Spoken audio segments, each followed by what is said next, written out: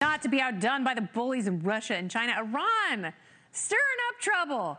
The hell is going on over there? The Islamic Republic yesterday claimed responsibility for a missile attack near the U.S. consulate in Iraq, saying they were targeting Israelis in the area. But this little outburst of aggression comes as the U.S. is in the middle of a nuclear deal negotiation with Iran that Russia is now attempting to both mediate and disrupt. So is the United States getting all walked over? And is the Iran nuclear mess just a big international joke? Here with me now, Libertarian Institute director and editorial director of antiwar.com, Scott Horton. Scott, welcome back. Thank you, Kennedy. Good to be with you. So, do we really need the Iran nuclear deal? Do we need it? It was bad in the first place. There's been a lot of time since it wasn't a treaty, so it wasn't ratified, but agreed to. And now, so do we still need the JCPOA? And that's the good news. We don't even need it. The whole thing is really superfluous.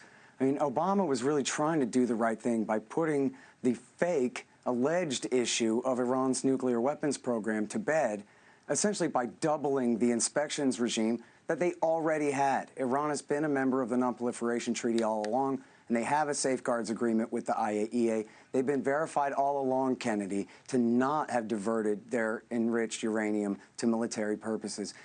We've been hearing the accusers in Israel and America say that Iran is making nuclear weapons for 25 years now. They don't have a single one yet, because that's actually not true. And so we could really just forget the JCPOA. At the same time, though, we should just drop all the sanctions and normalize relations with Iran. You know, the Iranian Revolution of '79, that was 40 years ago, more. And Ronald Reagan sold the missiles through Israel right after that, just a couple years later. So we ought to be able to get along with the Ayatollah's regime and normalize relations, and then that way they don't even have an incentive to want to make nuclear weapons, because we're all moving forward together as friends.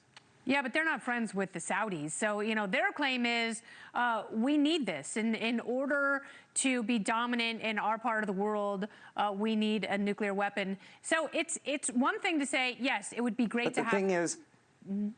Yes. Well, sorry, but just the reason they're dominant there is because George W. Bush handed them Baghdad, and Barack Obama's dirty war in Syria ended up making the Syrian government more dependent on Iran than ever before. And so every time we try to spite the Iranians, our government, all we do is end up making them more powerful, and including also our shared al-Qaeda enemies more powerful at the same time as well. And in fact, you know, when Biden was just hinting, not truly backing off, but was hinting at backing off support for the Saudis, the Saudis sent people to Baghdad to negotiate with the Iranians. And the UAE has begun to send their ambassadors to negotiate with the Iranians. Because when America is not backing them up, like the Federal Reserve promising to bail out a bank, when we're not standing behind them, promising to guarantee everything that they do, they have more of an incentive to deal with the Iranians rather than to ramp up tensions. All right, so I want to shift just for a minute to Ukraine. Does the Biden administration want a war with Russia? That seems insane. I know, and frankly, I think this is why I got it wrong back a couple weeks ago when I told you I didn't think there was going to be a war. Is, as I said, I thought that William Burns, the head of the CIA, who had told Condoleezza Rice in 2008, "Niet means niet," on bringing Ukraine into NATO and the rest of this policy, I thought that he would guide Biden through this to some kind of peaceful resolution.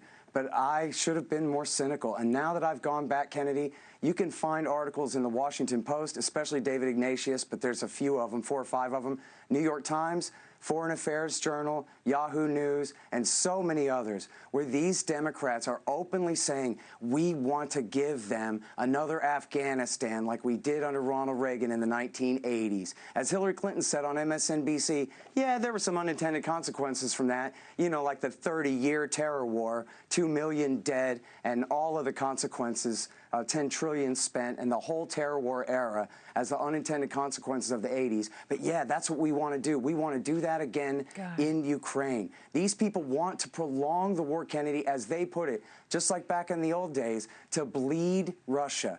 And the thing is, that's just insane. All this stuff, and pardon me, at the top of your show about let us stand with these brave Ukrainians and arm them up, that is just getting them into a fight that they cannot win. And as the I don't CIA know, man. wrote about the last time they did this Army stay-behind program. Very lackluster. If someone invaded me, you bet your ass I'd be taking aim at them. You bet your ass I would be there. Maybe, but Kennedy, on the rooftops, shooting at those mother truckers. Anyone who dare Here's try. the problem, though. And I don't trust Russia. I don't buy the pro-Russian propaganda. I was talking to a friend of mine this weekend. No, you shouldn't. But go ahead. But Kennedy, each side has 6,000 hydrogen bombs. You understand? This is not like picking a fight with the Pashtuns in Paktika province. Oh, believe me, I don't think we should be in a hot war with Russia we should be, at all. I don't think we should have a no-fly zone. Our government should be in Geneva. Yeah.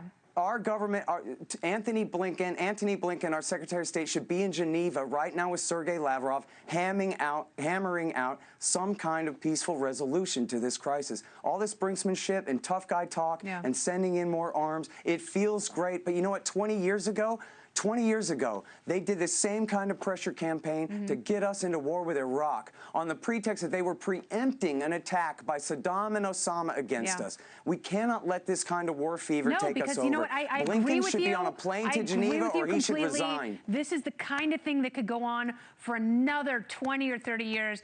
And frankly, I will not put up with this government creating more wounded veterans in the name of what? No one can outline that properly. Scott Horton, thank you so much for your time. Appreciate it. Thank you, Kennedy. Thank you. I don't agree with you on everything, but you are really smart.